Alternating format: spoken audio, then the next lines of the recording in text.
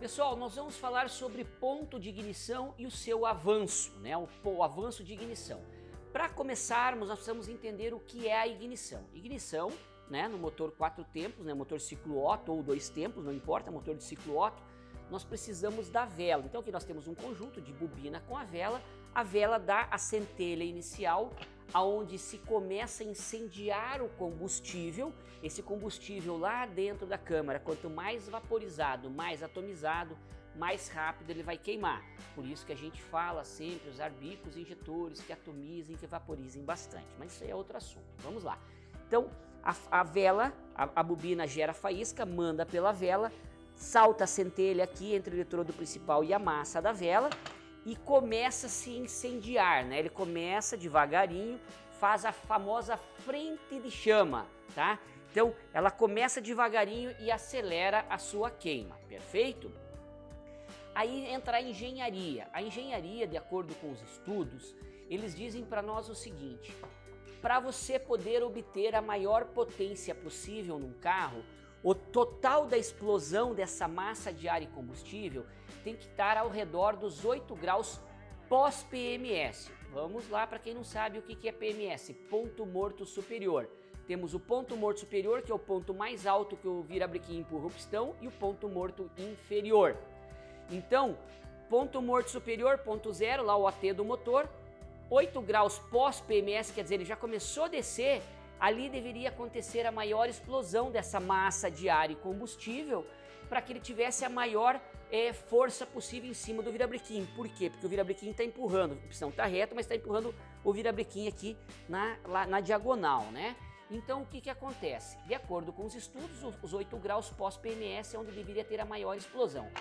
Como nós temos uma velocidade de queima dos combustíveis, e aí a gasolina queima mais rápido que o álcool queima mais rápido que o metanol, e o metanol queima mais rápido do que o metanol com o nitrometano, porque o nitrometano é um retardador de chama por sua natureza. Então, para cada combustível desse, nós temos um tipo de ponto de ignição. Para quem trabalha com os carros originais, lembra quando você ia calibrar o ponto? De repente pega um Gol 93, 92, aí você acertar o ponto, desligava o avanço, você acertava com 9 graus, né, na marcha lenta. Você pegava o mesmo carro, o mesmo Gol a álcool, era 11 graus, 12 graus, se eu não me engano, tá? Já na marcha lenta, então ele já tinha um mais avanço de ignição. Por quê? Porque a nossa queima de combustível do álcool é mais lenta que a gasolina. Eduardo, mas o que isso interfere? Interfere lá nos 8 graus pós-PMS, que toda a explosão de todo o combustível tem que estar nos 8 graus pós-PMS. Mas se o meu álcool queima mais lento, então eu preciso que a ignição comece mais cedo.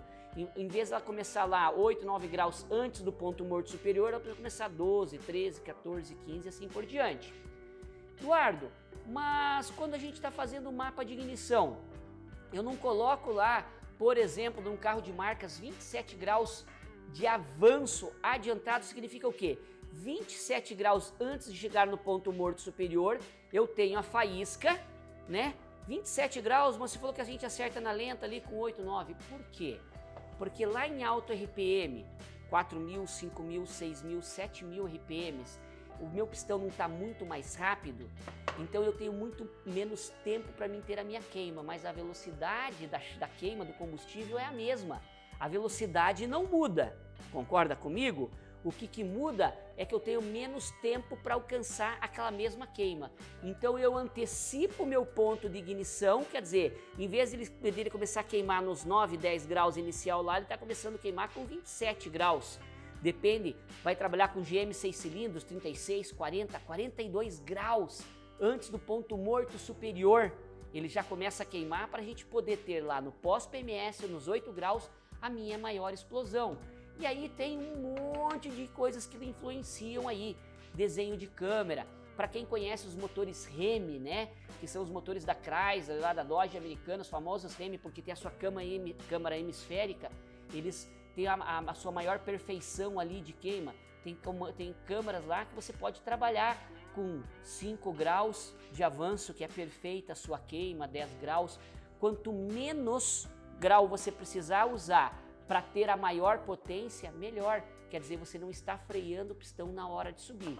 por que você tem quebra, né, às vezes de canaleta, disso, daquilo? Porque você está com o ponto muito adiantado. Então ele começou a incendiar, está subindo ainda, ele já deu a queima ponto máximo, ele vai forçar, vai criar ressonância aqui e vai quebrar a canaleta, tá? Então ele vai dar essa quebra. A famosa batida de pino são os barulhos internos, né, as ressonâncias internas dentro da câmara e tudo mais.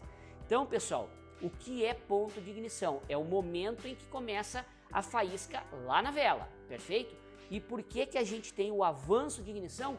Porque está relacionado à velocidade de queima de cada um dos combustíveis, relacionado à velocidade do pistão, ou seja, ao RPM do motor, tá? Com o passar do tempo vocês vão entender isso aí de uma forma às vezes mais fácil, mais simples, mas essa é a explicação do porquê precisamos ter um ponto de ignição tão adiantado. E porque em carros turbo, por exemplo, nós não podemos usar tanto ponto, tanto avanço de ignição, porque a massa de ar e combustível é tão grande que a taxa de compressão dinâmica, não a estática, a dinâmica, a estática é aquela que você mede, a dinâmica, quer dizer, você colocou uma massa de ar e combustível tão grande lá dentro que a tua taxa dinâmica foi lá nas alturas, entendeu? É a mesma coisa que você tivesse aumentado muito a tua taxa de compressão, ali é estática, mas ela é na dinâmica, e aí você precisa ter menos ponto de ignição justamente para você não ter problema de bater pino, quebrar canaleta e assim por diante, tá?